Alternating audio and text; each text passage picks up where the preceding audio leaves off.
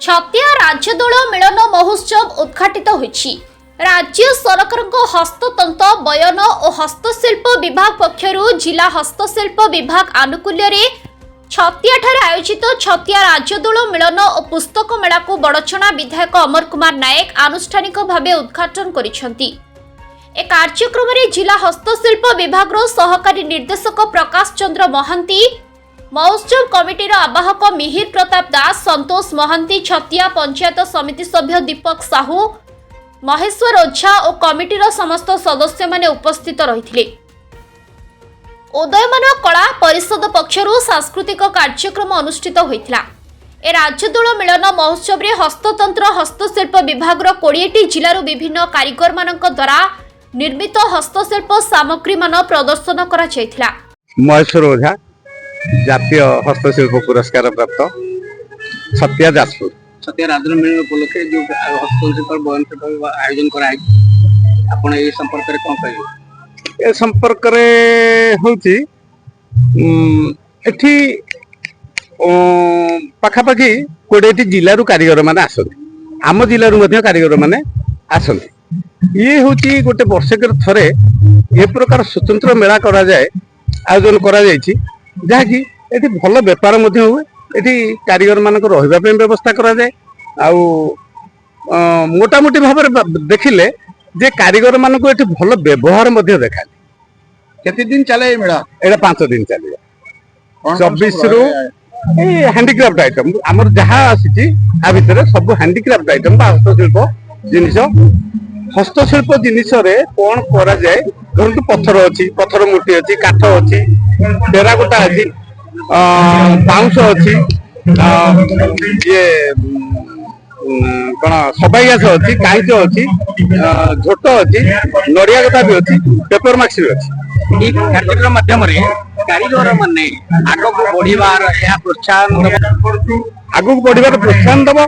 आ गोटे बड़ जिनिस हबो कोन जे धरंतु वर्तमान 20टा जिल्लारू कारीगर आछन, आम जिल्लार मध्ये कारीगर अछन। आंको भितर गोटे आदान प्रदान रहिबो। आ समस्त जिनिस देखि परिबे किए को प्रकार कोन जिनिस तयारी करूची ताकू देखिबे आ निजर ज्ञान मध्ये बढ़िबो। ए आर्थिक प्रोत्साहन कोडु देखो आर्थिक प्रोत्साहन राज्य हस्तशिल्प विभाग। मो ना ज्योतिरंजन जेना, मु जाजपुर जिलार उपनिर्देशक हस्तशिल्प अटे। तेणु आमर एठारे तो 24 तारिख रु 28 तारिख 5 दिन धरिकी हस्तशिल्प प्रदर्शनी चलो दीर्घ वर्ष धरी चली आसुची। तो एठारे आमर 80टी स्टल होईची। 80 स्टल रु आमर 55 जन हस्तशिल्प कारीगर जो माने जिला मध्य से माने एठारे जोग दैछंती। बाहर 37 जन ओडिशार विभिन्न जगार आसिचंती। 37 जन हस्तशिल्प कारीगर आसिचंती। तो हस्तशिल्प माने कारीगर मानकर तांकर जो उत्पादन करछंती तार बिक्री बटा करिया पई आमे एग्जीबिशन आयोजन करूछु। आ सहित भी जिल्लार अन्य 6टी एग्जीबिशन आमे करू। तो एटा हमर जिल्लार सबटु बड़ एग्जीबिशन छतिया राज्यदोल महोत्सव। तो आ दीर्घ 5 दिन धरि चलिबो। तेणु एठारे आमे जिल्लार विभिन्न हस्तशिल्प भी आमे पाइबा, प्लस अन्य डिस्ट्रिक्ट रो जो हम ओडिसा रो अन्य जो 30टा डिस्ट्रिक्ट अछि तार हस्तशिल्प भी एठारे बिक्री बटा करा जाउछि। तेणु आपण माने एठारे से सब जिनिस भी माने देखि परिबे, किना किनि भी करि परिबे। तेणु हस्तशिल्प रो प्रसार पई ई गोटे बड़ कथा हम जिल्ला रे होउछि। एटा बड़ प्रदर्शनी। तेणु एठारे 5 दिन धरि चलिबो। आपण माने आको उपभोग करंतु। आउ तो हमर तो वर्तमान सुधा ऑलरेडी पळे आछेनी, सब कारीगर माने पळे आछेनी। 80 स्टल रे फिलअप हे गेलानी। आउ भी काली किछि कारीगर आसीबे।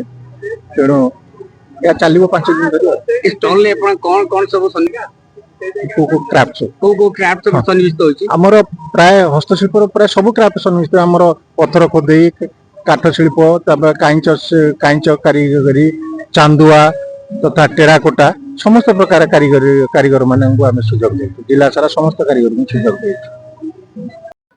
जाजपुर रो मिहिर खुंटिया को रिपोर्ट, संघर्ष टीवी।